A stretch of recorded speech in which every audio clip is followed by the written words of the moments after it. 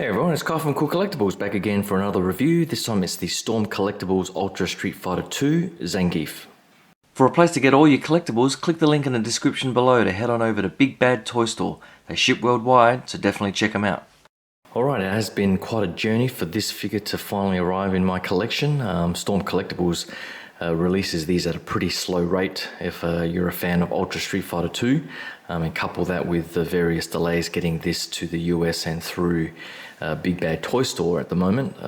It has been at least about 4 months or so since it's released, so it has been a little bit frustrating, but finally it has arrived, and it's been definitely worth the wait if you have been following the Ultra Street Fighter 2 line. I think they've only released about 5 of the core characters plus a couple of repaints, I think. So any new figure in the series is definitely welcome for me. It's strange that they announced the Zangief figure at the same time as the Balrog or Boxer figure, and that has not even been shown as a prototype, I don't think, which is a little bit disappointing, but I'll get onto a bit more of that later in the review when I bring out the others as well. But as you can see with this particular set, you get the usual background that has come with some of the other figures. I did throw the background away for at least Ryu and Ken, but I do think that this cardboard quality for this Zangief is probably slightly better. It does certainly feel a bit more sturdy than the others, so I might actually keep this one. So it does look pretty good with Zangief, as you can see in the display there. Accessories wise, it does come similar with the other Ultra Street Fighter 2 figures. It does come with quite a few accessories that you can do in all sorts of sort of action poses and so on. I just knocked his head sculpt over there. This is one of the lariat moves, I believe, that when he does his lariat spin move, you can put this on one of his fists and then connect it, something like that.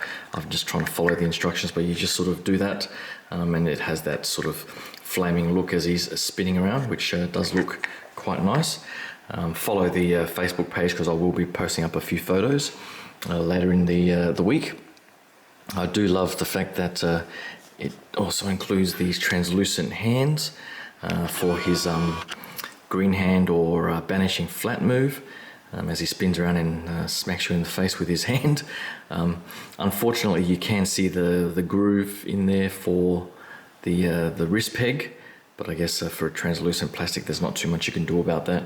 But overall on display and in that sort of action pose, it does look pretty good. You get the usual hands, instead of the translucent green there, you get the usual hands for his grappling hands there, which the paint app is a little bit flat, but overall the mold and I think the design is pretty good. You get some more grappling hands there that look a little bit more relaxed, I guess, just in that sort of mid-grasping pose. A couple of the chopping hands for his sort of standard moves, and then of course his winning sort of finger pointing poses there, so I do love that. And as always with these Ultra Street Fighter 2 figures, it does come with a swag of head sculpts, so straight out of the figure you do get the standard sort of default look, but then of course you get the loser sculpt, which I love with these Ultra Street Fighter 2 figures. The paint app is really nice, like the blood there.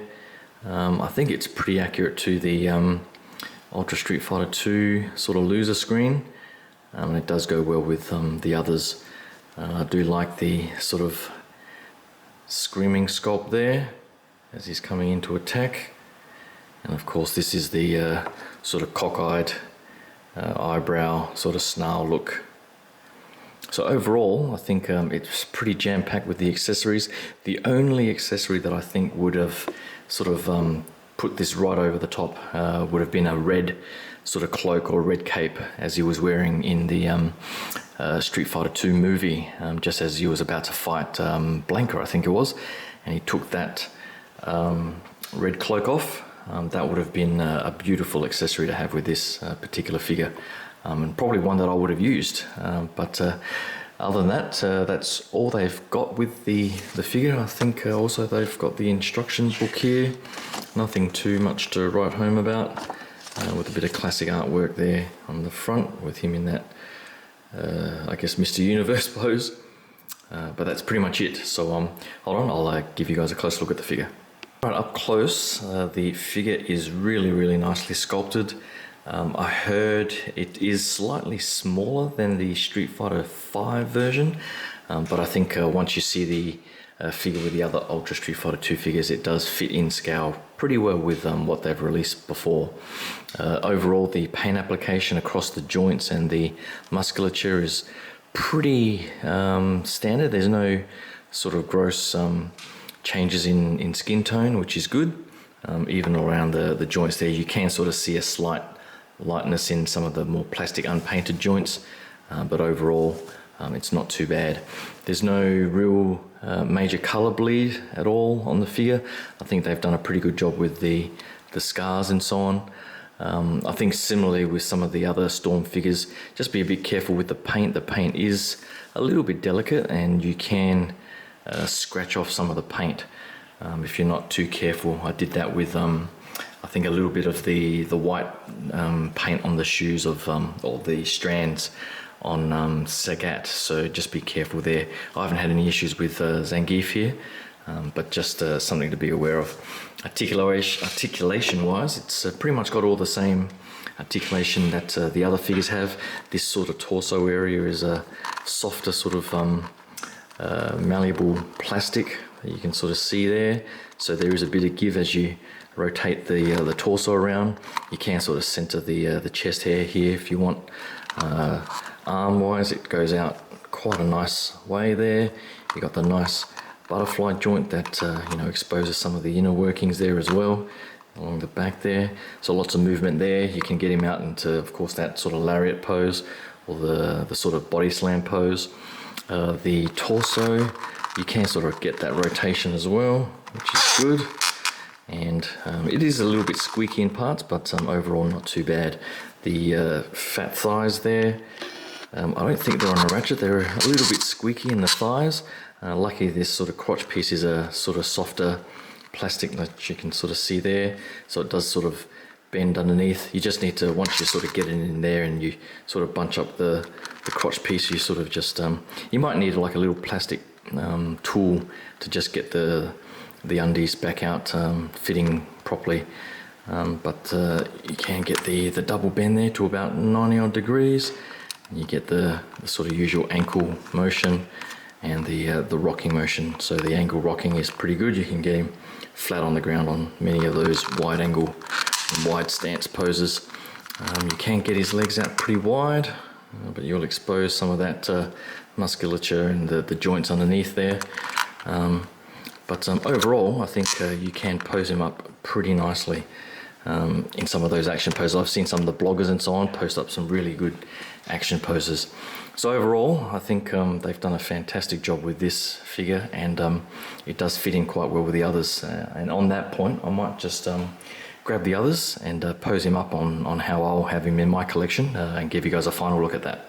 Alright, so here he is with the others in my Street Fighter 2 collection from Storm, and yes, I do know that Honda here is not from the Ultra Street Fighter 2 series. I do wish they would just hurry up and reissue a variant for Ultra Street Fighter 2, but I did get that because the rate they're going with all of their other franchises that they're coming out with. I think, what are they doing? They've got Golden Axe, they've got Tekken, Mortal Kombat, what is it, Samurai Showdown, etc. There's just so many figures and games that they're coming out with apart from Ultra Street Fighter 2 that I just bit the bullet and got the Street Fighter 5 Honda, because I think they're probably going to take another 10 years or so to release the Ultra Street Fighter 2 version. But luckily enough, I think it fits in pretty well with the collection, and as you can see, the Zangief figure here fits in pretty damn nicely as well. I didn't get the repaints for Ryu and Ken, for Evil Ken, or I think it's Evil Ryu and Violent Ken, I think it's called. But either way, I think they do look fantastic. If you are a Street Fighter 2 fan, I think these are pretty much must-haves. They are a step up from the SH Figure Arts figures, which I think they've pretty much canned those as well, because I haven't heard any announcements from those. But for these ones, I think they scale pretty well, as you can see, and just the style and the nostalgia you get if you're a fan of the game, I think is something really good to have in the collection. But that's pretty much all my thoughts for this Zangief figure. Hopefully you can give the video a like and subscribe to the channel for my upcoming reviews. I do have in the sort of 6 to 7 inch scale.